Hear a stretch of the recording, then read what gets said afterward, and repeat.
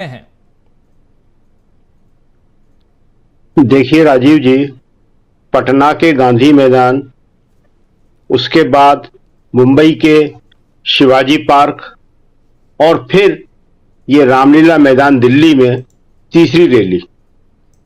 India गठबंधन ये जो लगातार रैलियां कर रहा है और बड़े बड़े शहरों में जाके जहां सारे इंडिया गठबंधन के सहयोगी दल आते हैं, तो वो अपने आप में ये बता रहा है कि इंडिया गठबंधन किस हिम्मत के साथ और कमिटमेंट के साथ ये चुनाव लड़ने जा रहा है। 31 मार्च को दिल्ली के रामलीला मैदान में होने वाली रैली जो है वो दिल्ली का पूरा मिजाज बदल देगी। हमने पहले भी बताया है कि दिल्ली की 7 सीटों से जो भी जीतता है वो यहां सरकार बनाता है।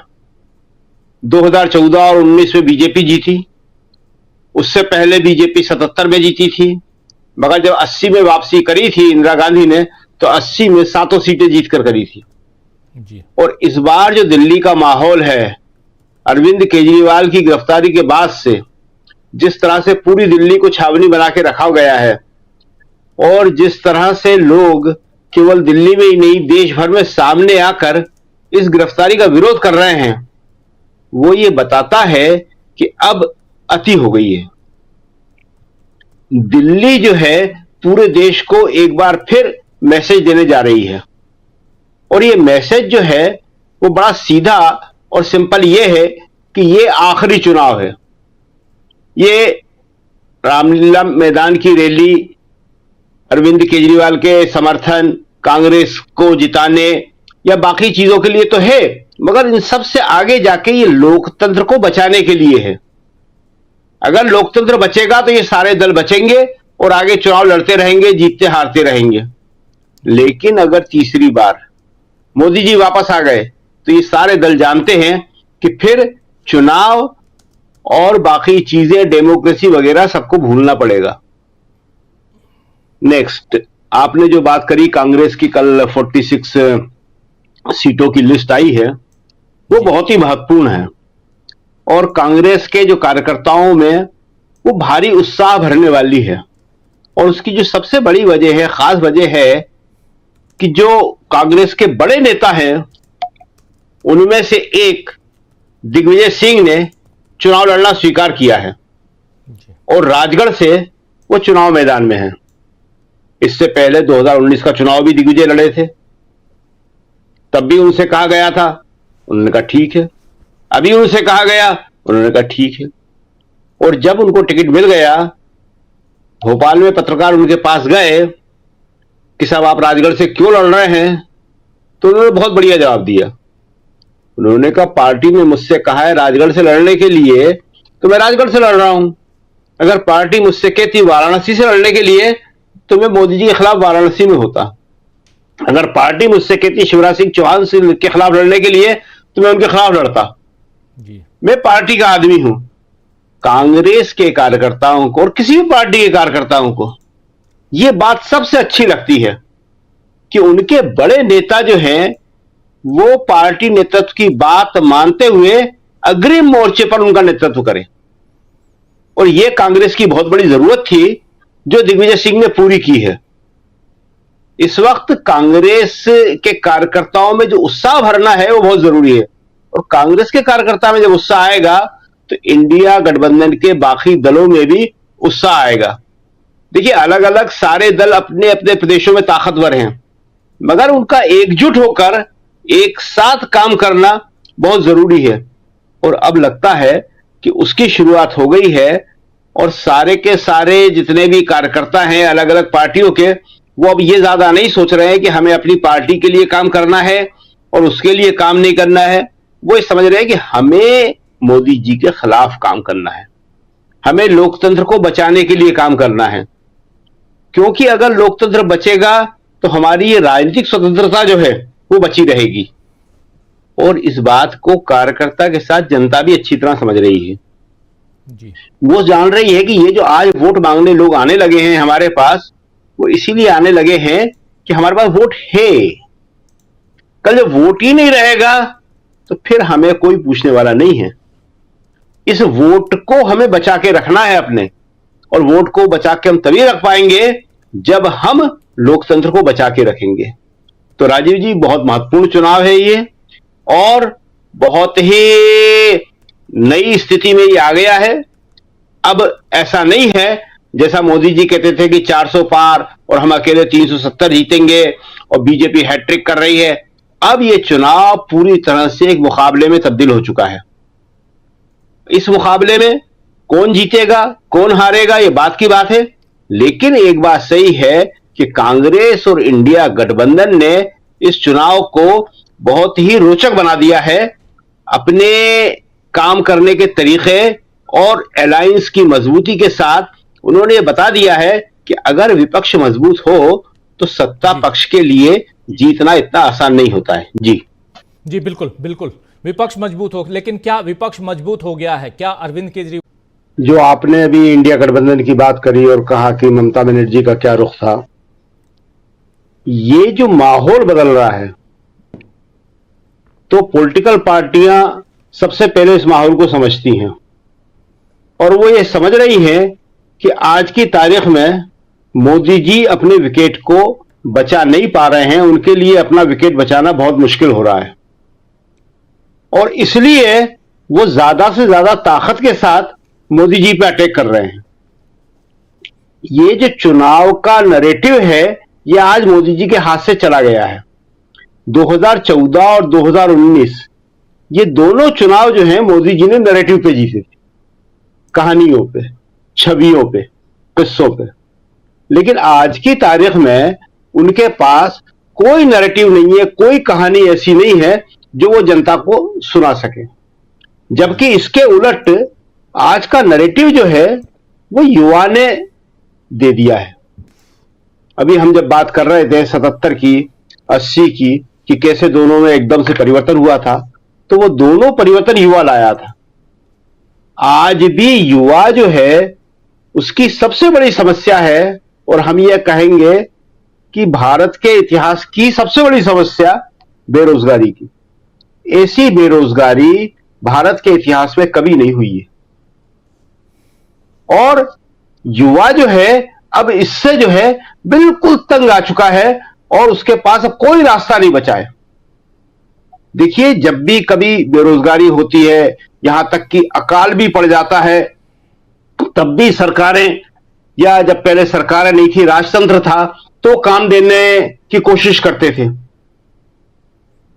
अवध का तो एक किस्सा और जो इतिहास है अपने आप में बहुत मशहूर है कि करीब 250 साल पहले नवाब आसिफुद्दौला ने भूल भुलैया बनाई थी, भयानक अकाल पड़ा था, और आप देखिए क्या काम करवाया था, कैसे काम करवाया था कि उन्होंने वहां पे जो गरीब है, निम्न मध्यम वर्ग है, उससे दिन में निर्माण काम करवाया, और जो हमारा व्हाइट कॉलर क्लास है, मध्यम वर्ग जिसे कहते हैं, उच्च मध्यम वर्ग कहते हैं, जिसने कभी मेहनत की नहीं है, न करना चाहता है, उसको रात को बुलाया कि भाई तू बना तो कुछ सकता नहीं है, बट तोड़ना तेरे को बहुत अच्छा आता है, तो रात को ही तोड़ दिया कर। तो दिन में बनता था भूल भुलैया, रात को तोड़ा जाता था, और वो अकाल के खिलाफ सबसे बड़ी काम देने की परियोजना थी, और लोगों को काम मिला, लोगों को सहारा मिला। लेकिन आज की तारीख में जब इतनी बुरी हालत है, तो रोजगार की हमारी सरकार कोई बात ही करने को तैयार नहीं है, वो उसकी बात ही नहीं कर रही है।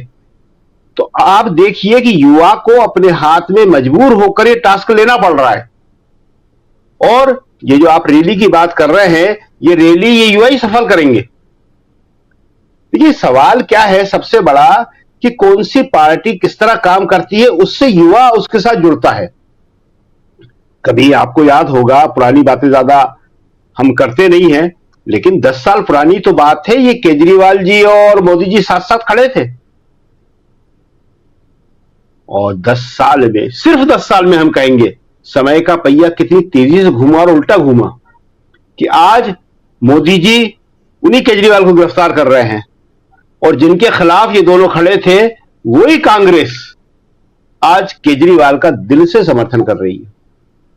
तो क्या फर्क है, ये युवा की समझ में आ रहा है, ये जनता की समझ में आ रहा है कि फर्क ये है कि मोदी जी या बीजेपी उपयोग कर रही है और फेंक रही है। और ये मोदी जी और बीजेपी नहीं है, ये विचारधारा है, राइटिस्ट विचारधारा, प्रतिक्रियावादी विचारधारा। ये इसका काम ही ये है कि लोगों को यूज करो और फेंक दो। और दूसरी तरफ एक प्रोग्रेसिव विचारधारा है, एक कांग्रेस की विचारधारा है, एक प्रो पीपुल जिसे कहते हैं, जनता की विचारधारा है कि जो सबको साथ लेके चलती है और जो इस बात की चिंता नहीं करती कि ये उपयोगी है या नहीं है, वो ये देखती है कि हमारा अपना है, इसका साथ देना चाहिए। तो आज कांग्रेस केजरीवाल के साथ जाके खड़ी हो गई है। अभी अभी 1 साल पहले तक केजरीवाल जी क्या कह रहे थे वो भी कांग्रेस भूल गई है। 10 साल पहले क्या कहा था वो तो खैर कोई सवाल ही नहीं। क्यों? इसीलिए भूल गई है कि भाई ये विपक्ष के ऊपर हमला है, ये केजरीवाल अकेले तुम्हारे ऊपर हमला नहीं है, ये विपक्ष पे हमला है। और विपक्ष पे अगर हमला करेगा, डेमोक्रेसी पे अगर कोई हमला करेगा तो हम उसके साथ में खड़े हुए।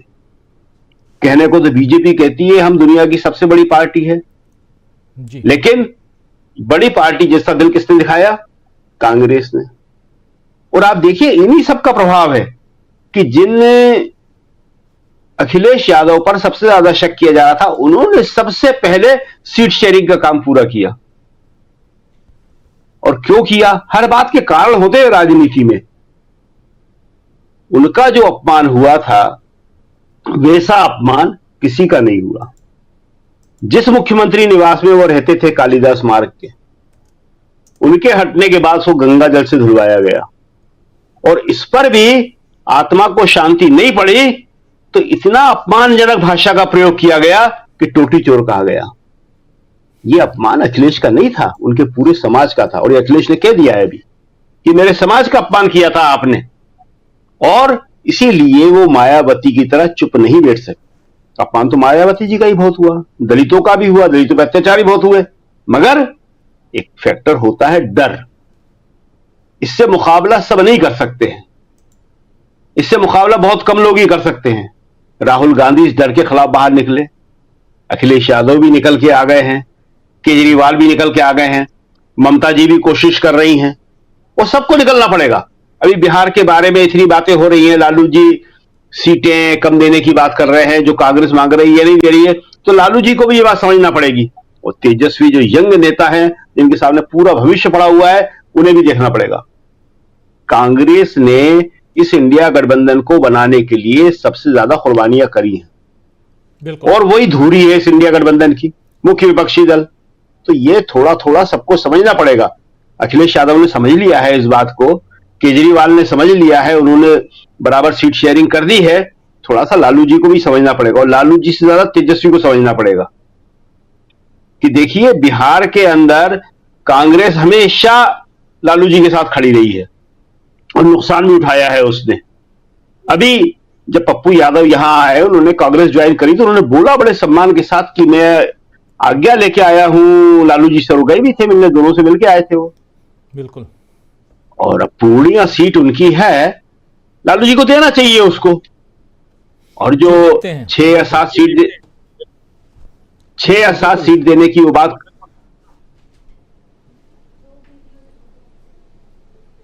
उसको 8 या 9 देना चाहिए। तो हमारा कहना यही है कि ये इंडिया गठबंधन में सबको थोड़ा थोड़ा एडजस्ट करना पड़ेगा। सिर्फ एक अकेले कांग्रेस के करने से, कांग्रेस ने अभी राजस्थान में भी 2 सीटें छोड़ी हैं। एक महत्वपूर्ण बात है शकील जी, इंडिया गठबंधन में मतलब कांग्रेस और आरजेडी में खटपट है, ये कंफर्म कौन करेगा? ये तो हम चैनल्स पे इधर उधर देख रहे हैं, वही बातें हम कर रहे हैं। क्योंकि देखिए इंडिया गठबंधन को लेकर अभी तक जितनी भी बातें हुई, खटपट की बातें, सब गलत साबित हुई, सब A to Z गलत साबित हुई। समाजवादी पार्टी के साथ खटपट है, ममता बनर्जी के साथ खटपट है, इधर जेडीयू तो खैर उधर चली गई, लेकिन अब आरजेडी के साथ खटपट है। उससे पहले अरविंद केजरीवाल यानी आम आदमी पार्टी के साथ खटपट है। उधर महाराष्ट्र में उद्धव ठाकरे नाराज हैं, तो उधर शरद पवार नाराज हैं। ये सारी बातें आती रही, रोज कुछ ना कुछ बनाने की कोशिश हुई, लेकिन सारी बातें जो हैं यहां पे गलत साबित हुई। इसीलिए मेरा यह मानना है कि हम उस तरफ न जाकर, क्योंकि वो है ही नहीं ऐसा। अगर आप बिल्कुल सही कह रहे हैं कांग्रेस ने बड़े भाई की भूमिका यहां निभा दी है। शकील अख्तर जी, जो आप बात कह रहे हैं उसी बात को मैं आगे बढ़ा रहा हूं कि कांग्रेस ने बड़े भाई की भूमिका निभा दी है। कांग्रेस यहां पूरे दिलो जान से कांग्रेस यहां अपनी बात और अपने जहां जो त्याग करना है वो त्याग कांग्रेस कर रही है, तो फिर खटपट की उम्मीद यहां गुंजाइश ही नजर नहीं आती है। मैं ये कह रहा था, बस ये जोड़ रहा था मैं। शकील जी जी, तो अब ये जो चुनाव है वो उस स्थिति में आ गया है जहां पे युवा जो है अपने बेरोजगारी के मुद्दे पर इसको लड़ने जा रहा है। बेरोजगारी का जो सबसे बड़ा मुद्दा है उसको एड्रेस बिल्कुल भी बीजेपी नहीं कर रही है, मोदी जी नहीं कर रहे हैं, और उसको एड्रेस अगर कोई कर रहा है तो कांग्रेस कर रही है, राहुल गांधी कर रहे हैं। राहुल गांधी ने कहा कि 30 लाख जो सरकारी पद खाली पड़े हुए हैं वो हम जीतते ही या सरकार में आते ही उसको युवाओं को दे देंगे, युवाओं को वहां पे हम नौकरी दे देंगे। तो देखिए, ये जो 3-4 बड़े इशू हैं यही चुनाव का मुख्य मुद्दा बनने वाले हैं। सबसे पहले बेरोजगारी, उसके बाद महंगाई, उसके बाद सरकारी शिक्षा। ये बहुत बड़ा इंपॉर्टेंट इशू है। सरकारी शिक्षा गायब कर दी है। अभी हाल ही में एक रिपोर्ट आई है कि 35 से 40% फीसें और स्कूल के दूसरे खर्चे पिछले 2 साल में बढ़ा दिए गए हैं। 35 से 40%। पहले गरीब के बच्चे से लेके निम्न मध्यम वर्ग, उच्च मध्यम वर्ग, सबके बच्चे सरकारी स्कूलों में पढ़ते थे। और इस मामले में केजरीवाल ने बड़ा काम किया है दिल्ली में, सरकारी शिक्षा पे स्कूलों को बेहतर बनाने में। और एक बात और बता दें, हम शायद यहां पहली बार ही बता रहे होंगे हम इस बात को कि उन्होंने एक जो काम किया वो तो ऐतिहासिक काम रहा है अपने आप में, कि जो प्राइवेट स्कूल्स ने पहले ज्यादा फीस बच्चों से ले ली थी, सारे बड़े प्राइवेट स्कूल्स ने, उन प्राइवेट स्कूल्स ने बच्चों को और बच्चों के पेरेंट्स को लेटर लिख के, जिनके फोन नंबर थे उनको फोन करके बुला के वो बढ़ी हुई फीस वापस दी है। ये अपने आप में एक बड़ी ऐतिहासिक घटना है। हमने इसको लिखा है, लेकिन वो चूंकि जाहिर है कि केजरीवाल को ये लोग दिखाना और बताना नहीं चाहते, विज्ञापन तो उससे बहुत लिए हैं, पैसा उससे बहुत लिया है, तो ये ज्यादा प्रचारित नहीं हो पाया। आज हम इस चैनल पे हमें अच्छा याद आ गया तो हम बता रहे हैं। इससे पहले किसी और राज्य में हुआ हो या हिंदुस्तान में कहीं हुआ हो हमें नहीं मालूम, शायद हुआ भी नहीं होगा, जहां जिसके पास प्राइवेट स्कूल के पास, अस्पताल के पास, दुकान वाले के पास ज्यादा पैसे पहुंच गए, वापस नहीं आते। लेकिन उन्होंने बाकायदा, केजरीवाल ने सारे प्राइवेट स्कूलों के कागज चेक करवाए, और जाहिर है कि वो फीस लेते हैं तमाम तरह की, तमाम खातों में। कोई पेरेंट हिसाब किताब नहीं लगा पाता, और जो जितने मांगे जाते हैं उतना देके आता है, देना ही पड़ता है उसको। वो वापस की गई है बुला के एक को, और उसके बाद वो सारा रिकॉर्ड जो है राज्य सरकार के पास, दिल्ली सरकार के पास सबमिट किया। तो ये जो जिस तरह के काम हो रहे हैं, तुम सरकारी शिक्षा की बात कर रहे थे, इसके अलावा सरकारी चिकित्सा भी पूरी तरह खत्म कर दी गई है। सब कुछ प्राइवेट हाथों में दे दिया गया है। अभी आपने देखा ही है कि एक बहुत बड़े हॉस्पिटल का नाम आया है चुनावी बांड खरीदने में, यशोदा का। जी, यशोदा गाजियाबाद का एक बहुत बड़ा हॉस्पिटल है, और बताया जाता है कि उसके जो संपर्क है वो सरकार से और पार्टी से बहुत ज्यादा है। उसने चुनावी बांड खरीदा। हॉस्पिटल को चुनावी बांड खरीदने की जरूरत क्या पड़ रही है? तो हॉस्पिटल चुनावी बांड खरीद रहा है, इसका मतलब कि अस्पतालों ने कुछ ऐसा पैसा कमाया है जिसको लेके वो मुश्किल में है। तो ये 4-5 चीजें हैं, ये असली चुनावी मुद्दा बनेंगी। और जो बाकी के नैरेटिव है, भावनात्मक, हिंदू मुसलमान, नफरत, विभाजन, वो हमें लगता नहीं है कि इन चुनावों में मुद्दा बनेंगी। जी बिल्कुल बिल्कुल बिल्कुल। यशोदा गाजियाबाद नहीं, यशोदा